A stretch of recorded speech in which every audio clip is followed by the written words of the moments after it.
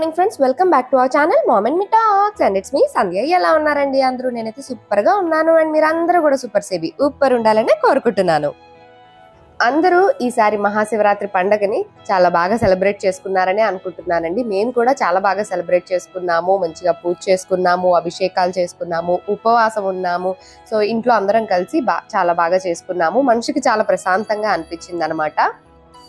ఇంకా పూజ కోసం ముందు రోజే అన్ని తెచ్చి పెట్టుకున్నానని అండ్ వాష్ చేసుకోవాల్సినవి అన్ని, అంటే మన పూజ సామాన్లు అన్ని ఉంటాయి కదా, వాటన్నిటిని క్లీన్ చేసేసుకొని మొత్తం షెల్ఫ్ అంతా కూడా క్లీన్ చేసుకొని పటాలన్నీ తీసేసుకొని అన్నిటికీ మంచిగా తుడుచుకొని మళ్ళీ బొట్లు పెట్టుకొని ఇలాగా మన పనులన్నీ ఉంటాయి కదా, అవన్నీ ముందు రోజు అన్ని తీసేసి క్లీన్ చేసుకున్నాను మొత్తం షెల్ఫ్ అంతా. అయితే నెక్స్ట్ ఇంకా శివరాత్రి రోజు పొద్దున్నే హెడ్ బాత్ చేసిన తర్వాత మళ్ళీ పూజ గదినంతా అలంకరించుకోవడం ప్రారంభించా అనమాట. మొత్తం ఫొటోస్ అన్ని అరేంజ్ చేసి అలాగా. నా పూజ గదిని మీరు చాలాసార్లు చూసే ఉంటారు, కానీ అందులో ఏమున్నాయి ఏంటి అన్నది ఎప్పుడు క్లియర్గా షేర్ చేయలేదు కదా. సో ఇవాళ వీడియోలో అవి అరేంజ్ చేసుకుంటూ నేను ఎలా పెట్టుకున్నాను ఏంటి అన్నది కూడా మీకు షేర్ చేసేస్తాను. సో ఫస్ట్ అయితే ఫొటోస్ సంగతి తెలిసిందే కదండి. 5 ఫోటోలు ఉంటాయి. అవి అమ్మ ఇదివరకు పాతింట్లో చేసుకున్నాయి అనమాట, విగ్రహాలు పెట్టుకోక ముందు. వాటిని నేను తెచ్చేసుకొని నేను పెట్టుకున్నాను. మొత్తం నా పూజ గదిలో వెనక బ్యాక్గ్రౌండ్ కి ఆ గోల్డ్ కలర్ ఫ్రేమ్ తోటి ఆ ఫొటోస్ చాలా బాగా సూట్ అయినట్టు అనిపిస్తాయి. అండ్ ఒకటే కానాలాగా ఉంటుంది కాబట్టి 2 స్టెప్స్ లాగా చక్కతో చేసుకొని పెట్టుకున్నాను అనమాట షెల్ఫ్ లో. సో దట్ నేను అన్ని అరేంజ్ చేసుకోవడానికి స్టెప్ వైజ్ బాగుంటుంది కదా అని. సో పైన స్టెప్ లో అయితే ఒక సిల్వర్ కలర్, అంటే ఇది మామూలు మనకి బయట దొరుకుతాయి కదా ఫ్యాన్సీ సిల్వర్, జర్మన్ సిల్వర్వి, అది ఒక పీట పెట్టి అటు ఇటు పెద్ద కుందులు పెట్టుకుంటా అనమాట. అంటే ఇది పై స్టెప్ లో. సో మనం కుందులు పెట్టుకున్నప్పుడు కింద ప్లేట్ పెట్టుకొని పైన కుందులు పెట్టుకోవాలంటారు కదా. సో అట్లనే ఈ పీటకి అటు ఇటు కుందులు పెట్టుకొని దానిపైన జనరల్ గా ఈ ఫస్ట్ స్టెప్ లో శివలింగం అవి ఉంటాయి అనమాట. బట్ ఈరోజు పూజ చేసుకోవాలి కాబట్టి శివలింగాన్ని కింద స్టెప్ మీదకి మార్చి కింద స్టెప్ లో ఏమో ఇలాగా లక్ష్మీ వినాయకుల విగ్రహాలు ఉంటాయి ఇత్తడివి. సో అవి అక్కడ పెట్టుకున్నా అనమాట. అండ్ అలాగే ఒక బుడ్డి కలసం ఒకటి ఉంటుంది, ఇది మా అత్తయ్య గారి పూజ షెల్ఫ్ లో కూడా ఉండేది. సో దాన్నే నేను కంటిన్యూగా పెట్టుకుంటున్నాను. అండ్ ఒక ఎలిఫెంట్స్, జస్ట్ ఇవి డెకరేటివ్ ఎలిఫెంట్స్ ఏలేండి, 1 గ్రామ్వి, అవి పెట్టుకుంటారనమాట. అవి పైన షెల్ఫ్ లో ఉండేవి. పైన పీట మీద కింద ఇక్కడ ఒక పీట ఉండి దీనిపైన శివలింగం ఉంటుంది. బట్ ఈరోజు మనము శివరాత్రికి అభిషేకాలు అవి చేసుకోవాలి కాబట్టి అక్కడ వెండి ప్లేట్ పెట్టి ఇలాగా టాటాయిస్ పీట ఉంటుంది కదా, అది పెట్టి దానిపైన శివలింగాన్ని ఇలా ప్లేస్ చేసుకున్నాను. అండ్ కింద ఇంకా లాస్ట్ స్టెప్ లో ఏంటంటే ఇలాగ 5 స్టెప్ దీపాలు ఉంటాయి కదా, ఇది కూడా బ్రాస్వే అనమాట. అవి ఇలా పెట్టేసుకొని దానిపైన అన్ని చిన్న చిన్న ప్రమిదలు అన్ని పెట్టేసుకుంటా. ఇవి అన్ని బయట డెకరేట్ చేసుకునేటప్పుడు ఇవన్నీ వెలిగించుకున్నా చాలా బాగుంటుంది. బట్ నాకు ఆ పూజ షెల్ఫ్ లో డోర్ వేయడానికి కూడా ఇబ్బంది ఉండదు కాబట్టి నేను అక్కడే ఇలా పెట్టేసుకొని వాటిపైన పువ్వులతో అలంకరించుకుంటా అనమాట. ఇంకా లుక్ చాలా బాగుంటుంది అని చెప్పి. రెండో స్టెప్ లో కూడా అటు ఇటు 2 దీపాలు పెట్టుకుంటా అనమాట. అంటే పైన స్టెప్ లో 2, కింద స్టెప్ లో 2 దీపాలు. ఇవి మాత్రం రెగ్యులర్ గా ఉండేవి. ఇంకా స్పెషల్ డేస్ లో అలాగా అంటే కామాక్షి దీపాన్ని కూడా వెలిగించుకుంటూ ఉంటాను. అది కూడా 2 స్టెప్ లో సరిపోతుంది అనమాట. జనరల్ గా ఈ వెండి ప్లేట్ ఇక్కడ ఉండదు. సో అప్పుడు కామాక్షి దీపం పెట్టడానికి కూడా స్పేస్ ఉంటుంది. అది ఓన్లీ స్పెషల్ డేస్ లో మాత్రమే కామాక్షి దీపాన్ని వెలిగిస్తా. డైలీ అయితే ఈ 4 ఉంటాయి అన్నమాట. ఇంకా మొత్తం అన్నిటికీ పువ్వులతో అలంకరించుకొని దీపారాధన అది చేసేసుకున్న తర్వాత నెక్స్ట్ ఇక్కడ అభిషేకం చేసుకోవాలనుకుంటున్నాను అనమాట. శివలింగం ఇంట్లో ఉంటే రోజు అభిషేకం చేయాలని కూడా చాలా మంది అడుగుతూ ఉంటారండి. మా వారు కానీ నేను కానీ చిన్న శివలింగమే కదా, దాని కింద ఒక ప్లేట్ ఉంటుంది. సో రోజు పంచపాత్ర ఉదయంతో నీళ్లు పెడతాం కాబట్టి దాంతో స్పూన్ తోటే 3 సార్లు స్వామివారికి అభిషేకం చేసేసి పండో ఏదైనా ప్రసాదంలా పెట్టేస్తాం అనమాట. కాకపోతే ఈ రోజు అభిషేకం కోసం కాబట్టి పెద్ద వెండి ప్లేట్ పెట్టుకొని అభిషేకం చేసుకోవడానికి అన్నట్లుగా ఇలా రెడీ చేసుకున్నాను. పంచామృతాలతో అభిషేకం చేసుకుంటున్నాం. అథ పంచామృత స్నాన మంత్రాః అథ క్షీర స్నానం. ఓం ఆప్యాయస్వ సమేతుతే విశ్వతః సోమ వృష్ణిజం తవామాదస్య సంగతే క్షీర స్నానం సమర్పయామి. అథ దధి స్నానం. ఓం దధిగ్రావణో అకారిషన్ జిష్ణోరశ్వస్య వాజినః సురభినో ముఖాకరత్ ప్రణాయోగం శితారిషతే దధి స్నానం సమర్పయామి. అథ ఆద్య స్నానం. ఓం శుక్రమసి జ్యోతిరసి తేజోసి దేవో వస్సవితోత్పునాత్మచ్చిత్రేణ పవిత్రేణ వసో సూర్యస్య రశ్మిభిః ఆద్య స్నానం సమర్పయామి. మధు స్నానం.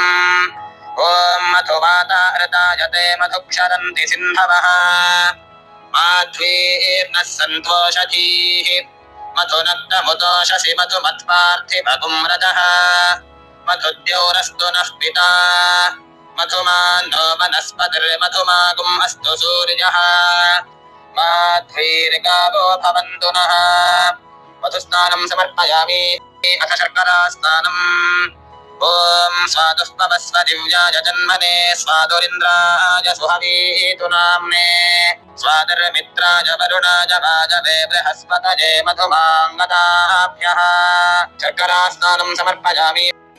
ఇంకా ఇంట్లో అందరం కూడా అభిషేకాలు చేయాలి అని అనుకున్నాం అనమాట. సో అందుకని మా వారు కూడా అభిషేకాలు చేశారు పంచామృతాలతోనే. అండ్ అలాగే ఇంట్లో గంగాజలం కూడా ఉందనమాట.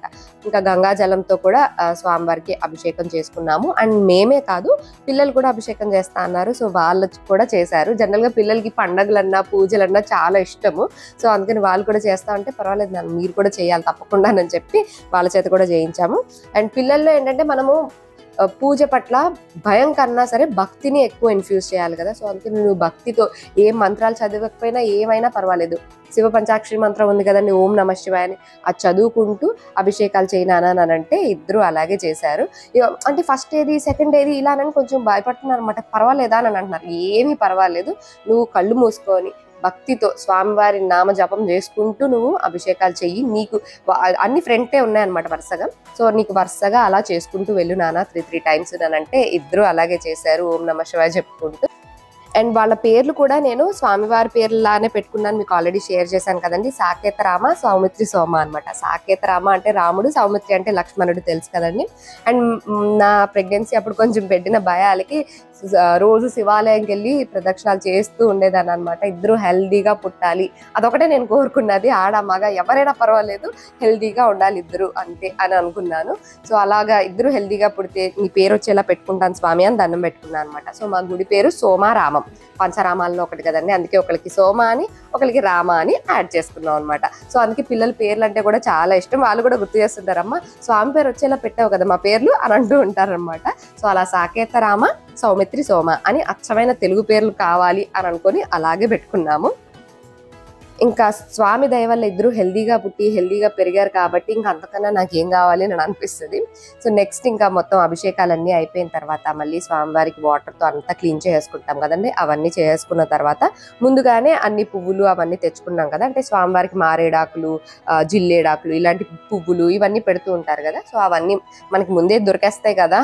ఏ పండగ అయితే ఆ పండగకి సంబంధించిన అన్ని రోడ్ సైడ్ పెట్టి అమ్మేస్తుంటారు కాబట్టి అవన్నీ తెచ్చుకొని స్వామివారి దగ్గర పెట్టుకొని పూజ చేసుకున్నాం అనమాట.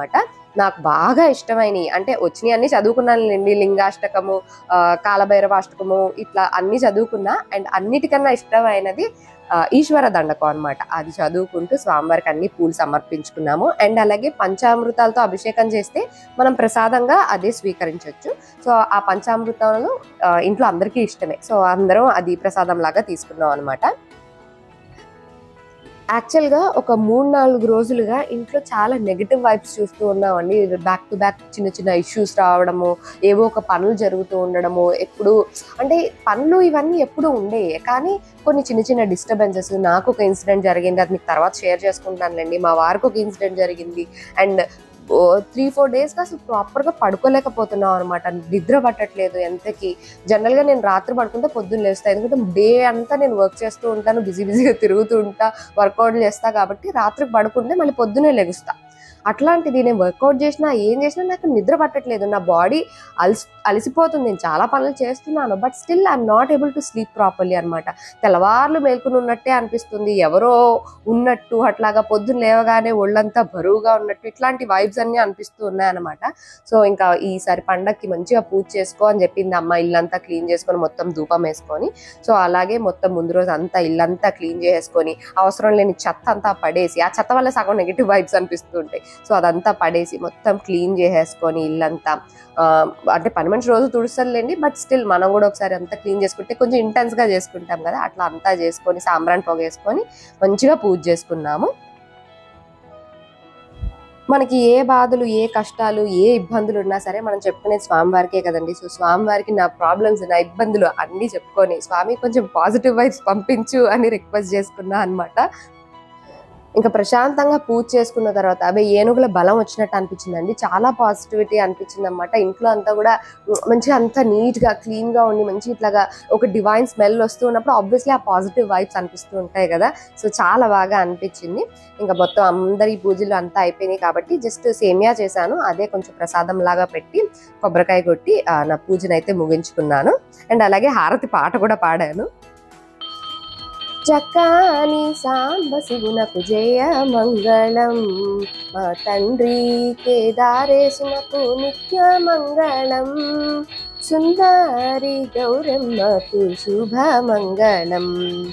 పారేటి సర్పములు పట్టి పరమేశ్వరుడు ధరించుకుని భూసురముగా పడగా విప్పి మెడలో మాణిక్యములై మెరయగా, చక్కని సాంబ శివునకు జయ మంగళం, మా తండ్రి కేదారేశునకు నిత్య మంగళం, సుందరి గౌరమ్మకు శుభ మంగళం. ఉండ ఇల్లు వండ పాత్ర కట్టుబట్టాలేని శివుడు కమండలముతో భిక్షమెత్తి మూడు జగముల నేలిన స్వామికి, చక్కని సాంబ శివునకు జయ మంగళం, మా తండ్రి కేదారేశునకు నిత్య మంగళం, సుందరి గౌరమ్మకు శుభ మంగళం. అందరికీ మహాశివరాత్రి శుభాకాంక్షలు అండి. అందరూ చక్కగా పూజ చేసుకున్నారని అనుకుంటున్నాను. నేను కూడా చాలా ప్రశాంతంగా చాలా చక్కగా పూజ చేసుకున్నాను. స్వామివారికి అభిషేకాలన్నీ చేసుకున్నాం. ఇంట్లో అందరం చేసుకున్నాం అన్నమాట. మా వారు పిల్లలు అందరము కలిసి ఈరోజు చక్కగా శివరాత్రి పూజ చేసుకున్నాము. అండ్ చాలా హ్యాపీగా అనిపిస్తుంది. కొత్త ఎనర్జీ వచ్చినట్టు, కొత్త హోప్ వచ్చినట్టు, ఇట్లా చాలా పాజిటివిటీ అయితే ఫీల్ అవ్వచ్చు. ఎందుకంటే ఫ్యూ డేస్గా చాలా నెగిటివ్ థింగ్స్ జరుగుతూ ఉన్నాయి అనమాట. నెగిటివ్ ఫీలింగ్స్ కలుగుతూ ఉన్నాయి. కొంచెం చిన్న చిన్న డిస్టర్బెన్సెస్ జరుగుతున్నాయి. సో ఇవాళ పూజ చేసుకున్న తర్వాత అసలు ఇంకా అలాంటివి ఏమీ లేవు. It's all positive happiness all over అన్న ఫీలింగ్ అయితే వస్తుంది. సో ఆ స్వామి ఆశీస్సులు మనందరిపైన ఉండాలని, మనందరినీ ఆనందంగా ఆయుష్తోటి ఆరోగ్యంగా అభిష్టాలన్నీ నెరవేర్చే విధంగా కనికరించే స్వామి అని దండం పెట్టుకున్నాను. ఆ స్వామి యొక్క చల్లని చూపు మన అందరిపైన ఉండాలని మరొకసారి మనస్ఫూర్తిగా కోరుకుంటున్నానండి. అందరికీ మరొకసారి మహాశివరాత్రి శుభాకాంక్షలు. ఓం నమః శివాయ. ఇంకా పూజ అంతా అయిపోయిన తర్వాత అలాగే పూజా మందిరం దగ్గర కూర్చొని అలా మందిరం వైపు చూస్తూ ఉంటే ఒక తెలియని ప్రశాంతత కలుగుతూ ఉంటుందండి. అండ్ శివరాత్రి రోజు ఏంటంటే ఉపవాసం చేశాను అనమాట. ఓన్లీ పళ్ళు మాత్రమే తీసుకున్నా అండ్ టీ తాగాను అండ్ స్వామివారి ప్రసాదం తీసుకున్నా, అంతే. ఇవి మాత్రమే తీసుకున్నాం అనమాట. సో మంచిగా ఇలాగా కూర్చొని ప్రశాంతంగా చేసుకున్నందుకు చాలా హ్యాపీగా అనిపించింది. యాక్చువల్గా గుడికి వెళ్దామా అనుకున్నాం కానీ కొంచెం జనాలు బాగా ఎక్కువగా ఉంటారు కదా. సో అదేదో ఇంట్లోనే చేసుకుందాము అని చెప్పి అభిషేకాలు పూజలు అన్నీ కూడా ఇంట్లోనే ప్లాన్ చేసుకున్నాం అనమాట. సో మనసుకి చాలా ప్రశాంతంగా అనిపించింది. చాలా చాలా హ్యాపీగా అనిపించింది. సో మేము చేసుకున్న శివరాత్రి పూజ మీకు కూడా నచ్చిందనే అనుకుంటున్నాను. That's it for today, friends. See you all in another video. Till then, take care and bye-bye.